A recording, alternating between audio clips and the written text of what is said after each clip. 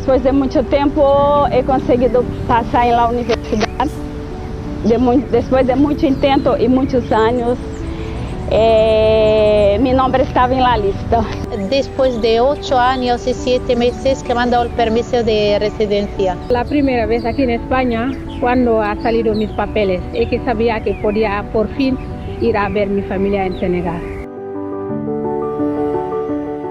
El día que abandonas a tu familia y vas a otros lugares que encuentras con puertas que te cierran, la gente no te habla, te huye, no te escucha. El día que murieron mis abuelos, el día que fallecieron. Cuando murió mi padre no podía estar en el entierro. El día más triste de mi vida fue abandonar el país del cual soy. Mi madre. Mi madre. ¡Mi madre! Es la mamá porque ella ha hecho mucho para mí.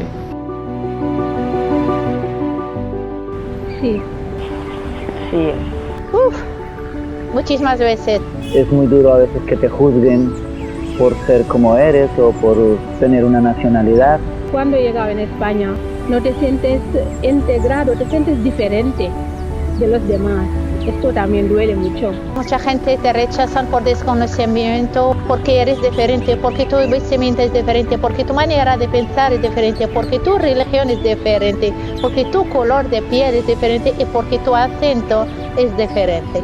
Pensaría uno que eso no existe, pero se sigue presentando. Me entristece que el ser humano solamente se fija en la cáscara y no se fija en la fruta que lleva dentro. Solidaridad, empatía y humanidad. Yo creo que lo que falta en el mundo es humanidad. Falta más empatía para seguir escuchando a los otros y comprender lo que sufren las personas. Si yo percibo el otro, yo no voy a utilizar el otro, o yo no voy a rechazar el otro, yo no voy de una cierta forma excluir el otro. Intentamos quitar la ignorancia de las personas y acercar más a las personas para conocerlas. Porque si no acercas a las personas, nunca no vas a conocer. Y si la acercas, la conoces más. Y así no la vas a discriminar. Si nos ponemos en la situación del otro, vamos a saber hasta qué punto eso duele o no duele.